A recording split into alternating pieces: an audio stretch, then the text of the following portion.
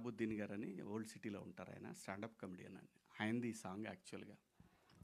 ఆయన్ని పిలిచి వాళ్ళ దగ్గర రైట్స్ తీసుకొని ఆ ట్యూన్ తీసుకున్నాం అనమాట. ట్యూన్ తీసుకొని లిరిక్స్ కూడా హిందీలో ఉన్నాయి, అది కూడా రిలీజ్ చేస్తాం.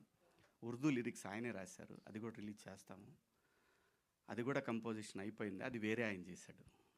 సో తర్వాత మనోడికి బోలేకి పిలిచి, బోలే హిందీది వర్కౌట్ అయ్యేట్టు కనపట్లేదు, ఇది నువ్వు తెలుగులో చేయగలవా అని చెప్పి పిలిస్తే మనోడు అసలు 2 డేస్లో బ్రహ్మాండంగా ఒక ఆర్డర్ సెట్ చేసి ఇచ్చాడు. ఇంకా ఆ తర్వాత చిన్నగా అన్నీ డెవలప్ అయ్యి బ్రహ్మాండంగా చేశాడు. థ్యాంక్ యూ బోలే.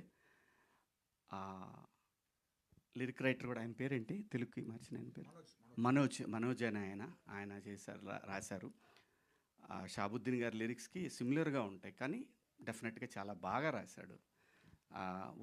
ఉర్దూది ఒక రకంగా ఉంటే ఈ లిరిక్స్ ఇంకో రకంగా ఉంటాయి. అందరూ చాలా ఎవరిని ఏం అడిగినా సరే ప్రతి ఒక్కళ్ళు కూడా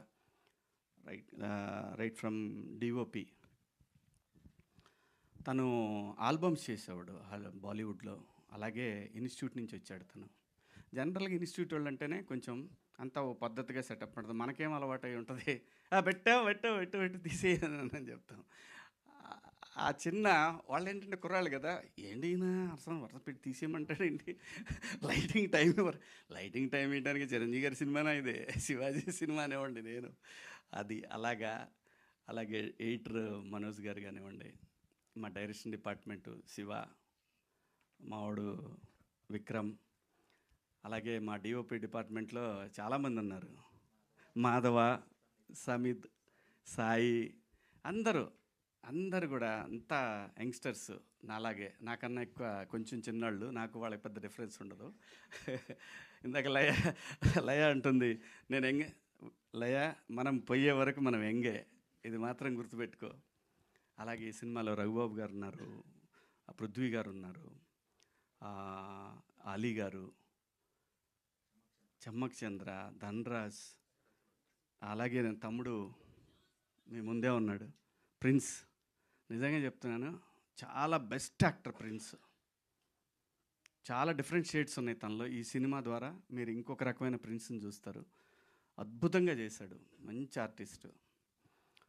ఇలా చెప్పుకుంటూ చాలామంది ఉన్నారు. చమ్మక్ చంద్ర ఉన్నాడు, రాకెట్ రాఘవ, చిత్రం సీను, ఇమ్మాన్యుయల్, మొత్తం మీకు 45 సీన్లు ఎన్నో ఉంటే 45 మంది ఆర్టిస్టులు కనబడతారు మీకు. ఎక్కడ కూడా ఒక్కళ్ళు కూడా రిపీట్ అయినట్టు కనిపించదు ఏ సీన్లో కూడా. ఆర్టిస్టులు కానివ్వండి, టెక్నీషియన్లు కానీ ప్రతి ఒక్కళ్ళు కూడా చాలా బాగా కోఆపరేట్ చేశారు. కాబట్టి ఈ సినిమాని అనుకున్న దానికన్నా ఒక 7-8 రోజులు ఎక్స్ట్రా పడింది అంతే తప్ప, కరెక్ట్గా యాజ్ ఇట్ ఈజ్ ఏమైతే అనుకున్నామో అన్ని రోజుల్లోనే చేశాము.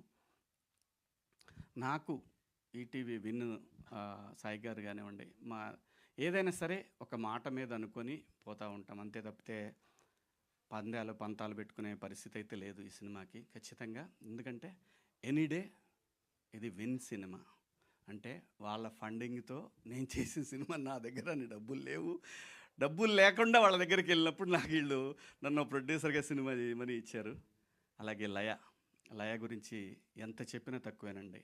ఎంత చెప్పినా సరే 6 గంటలకి 6:30కి షాట్ తీయాలంటే తను 3:30కి వచ్చింది లొకేషన్కి, ఎర్లీ మార్నింగ్.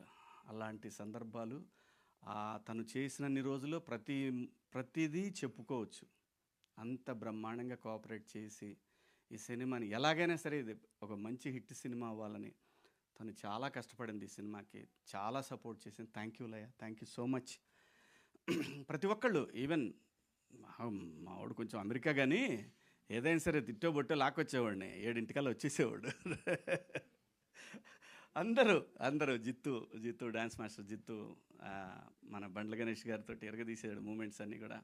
ఈ సందర్భంగా గణేష్ అన్న నాకు తెలిసి ఎవరు అడిగినా చేసేవాడు కాదు, ఎవరు అడిగినా చెయ్యడు 100%. ఎందుకంటే నేను ఇండస్ట్రీకి వచ్చిన దగ్గర నుంచి నాకు పరిచయం ఉండి నన్ను సపోర్ట్ చేసినటువంటి వ్యక్తి బండ్ల గణేష్ గారు. అంటే ఈజ్ లైక్ ఫ్యామిలీ.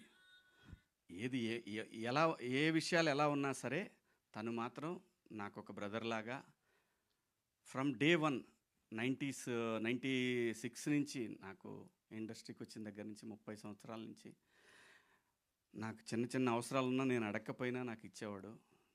చాలా మంచిగా నా నాతోటి నా పట్ల ఒక సొంత తమ్ముళ్ళలాగా చూసుకున్నాను నన్ను. థ్యాంక్ యూ అన్న. Thank you so much. మీ పాదయాత్ర అద్భుతంగా జరుగుతూ ఉంది. మీరు ఆ ఏడుకొండల వాడి దగ్గరికి బ్రహ్మాండంగా మిమ్మల్ని ఆయనే తీసుకెళ్తా ఉన్నాడు. చాలా సంతోషంగా ఉంది. Thank you so much. మీరు ఈ సినిమాకి హెల్ప్ అయ్యే ఒక సాంగ్ చేశారు.